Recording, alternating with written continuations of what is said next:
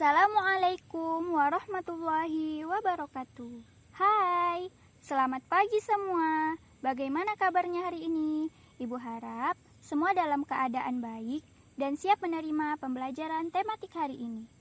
Namun sebelum memulai pembelajaran, ada baiknya jika kita berdoa terlebih dahulu agar pembelajaran kita lebih bermanfaat dan lebih berkah.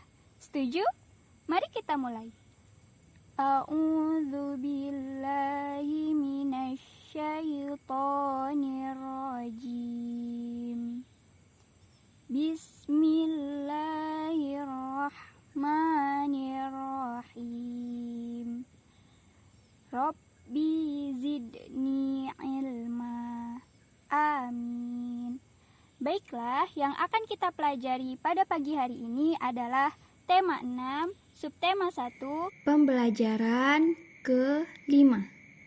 Ananda sekalian, cobalah perhatikan gambar yang ada di layar. Ya, pada gambar tersebut ada seorang ibu yang sedang memasak air dan seorang anak yang tampak mengamati kegiatan yang dilakukan oleh ibunya.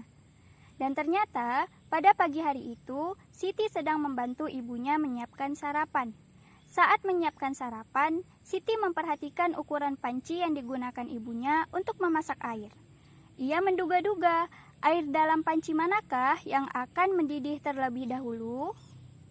Yuk sama-sama kita bantu Siti untuk menjawab pertanyaan yang muncul dari keingintahuannya. Perhatikan kembali gambar berikut ini. Pertanyaan pertama, kira-kira sumber energi panas apa yang digunakan pada gambar tersebut? Ya, sumber energi panas yang digunakan adalah api. Pertanyaan kedua, bagaimana ukuran kedua panci tersebut? Ya, ukuran panci A lebih besar daripada ukuran panci B. Pertanyaan ketiga, panci yang manakah yang berisi air lebih banyak? Panci A atau panci B? Ya, panci yang berisi air lebih banyak adalah panci A. Lihat, panci A berukuran lebih besar dan berisi air setengah penuh. Sedangkan panci B, walaupun berisikan air yang hampir penuh, namun ia direbus pada panci yang lebih kecil. Maka yang berisi air lebih banyak adalah panci A. Pertanyaan keempat, maka panci yang manakah yang akan mendidih lebih cepat? Mari kita amati satu persatu. Kedua panci berisi air itu sama-sama dididihkan pada api yang sama besarnya. Dan kita tahu bahwa semakin besar energi panas yang digunakan untuk mendidihkan air di panci, maka suhu air di dalamnya akan semakin tinggi. Jadi tidak ada perbedaan ya antara besaran api yang ada pada kompor A maupun pada kompor B. Kemudian perhatikan, karena ukuran panci A lebih besar dan berisi air yang lebih banyak daripada panci B yang berukuran kecil, maka panci A memerlukan waktu yang lebih banyak untuk mendidihkan air daripada panci B. Karena itulah, air yang ada pada panci B akan mendidih lebih cepat. Yeay, Ibu ucapkan terima kasih kepada anak-anak Ibu karena telah ikut menyimak, mengamati, dan menjawab soal pertanyaan dari Siti. Soleh-solehah, tahukah kamu jika energi panas dapat mengubah benda? Lalu, bagaimana bisa energi panas mengubah suatu benda? Nah, untuk menjawab pertanyaan-pertanyaan tadi, perhatikanlah penjelasan berikut. Energi panas itu dapat mengubah benda, dan beberapa benda akan mengalami pemuaian dan penyusutan. Pemuaian adalah perubahan suatu benda yang dapat menjadi bertambah panjang, lebar, luas, atau berubah volumenya karena terkena panas. Sederhananya, pemuaian ini adalah perubahan benda yang terjadi karena terkena suhu panas. Sedangkan penyusutan adalah perubahan suatu benda yang menjadi berkurangnya panjang, lebar, dan luas karena terkena suhu dingin. Jadi sederhananya penyusutan ini bisa terjadi karena suhu dingin. Nah, sekarang kita akan mempelajari beberapa contoh benda yang mengalami pemuaian dan penyusutan dalam kehidupan sehari-hari. Oke, perhatikan di sini benda yang pertama yaitu kaca jendela. Pernahkah kamu mengamati posisi kaca pada jendela? atau kaca hiasmu misalnya, amatilah dan kamu akan menemukan bahwa bingkai kaca selalu dirancang sedikit lebih lebar dari ukuran sebenarnya.